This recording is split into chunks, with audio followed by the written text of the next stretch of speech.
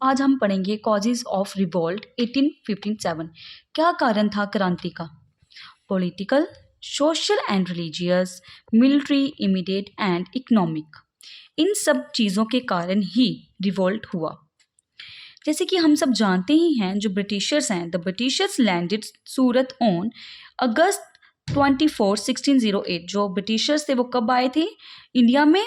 24 1608 में आए थे। पॉलिटिकल कॉज क्या है? The Britishers in order to increase its power. जो ब्रिटिशर्स थे वो अपनी पावर को, अपने अधिकार को बढ़ाना चाहते थे, बढ़ा रहे थे। Britishers east Indian company broken the pledges. जो ब्रिटिश की एक कंपनी थी जो कि किसके नाम से थी? ब्रिटिश ईस्ट कंपनी के नाम से जानी जाती थी। उन्होंने क्या किया? जितने भी प्रोमिस किए थे, जितने भी कस्में खाई थी, वो सब उन्होंने क्या कर दी? तोड़ दी।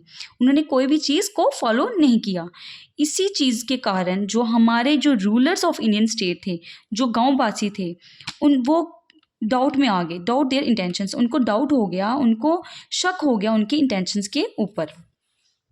रूलर ईस्ट इंडियन कंपनी, जो रूलर ईस्ट इंडियन कंपनी जो है, उनके जो फाउंडर थे वो कौन थे? Royal, chatter, Thoms and Smith. Political cause में दो चीज़ें बताई गई हैं। फर्स्ट क्या है? डॉक्ट्रिन ऑफ लैब्स और सब्सिडायरी अलायंस। जो डॉक्ट्रिन ऑफ लैब्स हैं वो इंट्रोड्यूस किसने की थी? डलहौजी ने की थी। डॉक्ट्रिन ऑफ लैब्स, जो डॉक्ट्रिन ऑफ लैब्स हैं वो lead to a number of independent kingdom. उसमें बहुत सारे जो स्वतंत्र साम्राज्य आए, ठीक है, being annexed to the British empire. उन सब ने जो इंडिपेंडेंट किंगडम थे, इन्होंने भी इसमें क्या कर लिया? ब्रिटिश एम्पायर में प्रवेश किया। दे वर इंजॉइंग उन ब्रिटिश प्रोटेक्शंस। इन सब ने क्या किया? ब्रिटिशरों ने जो उनको प्रोटेक्शन दी थी, उनका आनंद लिया। But their rulers had died. लेकिन जो उनके रूलर्स थे, जो उनके अधिकार थे, जो उनके शासक थे, वो सब क्या हो गए? ख़त्म हो गए, क्योंकि वो ब्रिटिश के अनुसार चलते थे। Satara, Nagpur, Jhansi and other minor kingdom, ये जो नाम के जो किंगडम थे, ये क्या हो गए? ख़त्म हो गए। If any Indian rulers dies without leaving a male heir, his kingdom would automatically pass over to the British। इसमें क्या बताया गया कि कोई भी जो इंडियन जो रूलर होगा, जब वो मर जाएगा बिना अपने बेटे को हायर किए हुए, उसकी जो किंगडम, उसका जो जितना भी राज्य होगा, उसका पैसा होगा, वो सब कुछ किसके पास चला जाएगा? ब्रिटिश के पास चला जाएगा। लेकिन जो बेटा होगा उसका खुद का होना चाहिए, उसने अडॉप्ट नहीं किया होना चाहिए। क्योंकि जो रानी लक्ष्मीबाई थी, उसने क्या किया था? अडॉप्ट किया था एक बेटे को। वॉज नॉट अलाउड, उसको अलाउड नहीं किया गया to sit on the throne of the Jhansi. उसको नहीं बिठाया गया झांसी की गद्दी के ऊपर। सब्सिडायरी अलायंस में क्या क्या बताया गया है? ये डिवाइस्ड किसने किया है? लॉर्ड वेल्सी ने किया गया है, इन 1798 में किया था।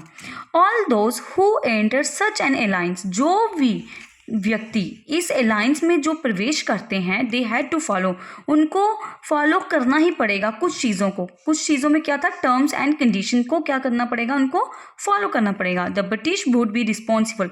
उन्होंने बोला जो व्यक्ति इस अलायंस में प्रवेश करेंगे, उनको जो ब्रिटिश हैं वो रिस्पॉन्सिबल होंगे उनकी प्रोटेक्शन के लिए, ठीक है, from external and internal threat to their power. External और इंटरनल क्या? जैसे राजा महाराजा की जो लड़ाई युद्ध होता था, उनमें वो क्या करेंगे? पूरा सहयोग देंगे, हेल्प करेंगे।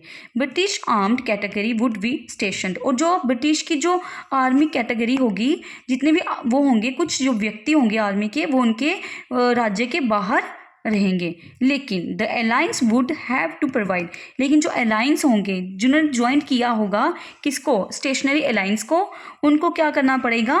उनको would have to provide the resource, उनको रिसोर्सेज प्रोवाइड करने पड़ेंगे। किनको? फॉर मेंटेनिंग देयर कैटेगरी, किनको? उन आर्मियों को, ठीक है, ताकि वो रिसोर्सेज क्या? रिसोर्सेज में क्या आ गया? Food, shelter, clothes and all. King engage in war और welfare only with the permission of the British. इसमें क्या बोला उन्होंने?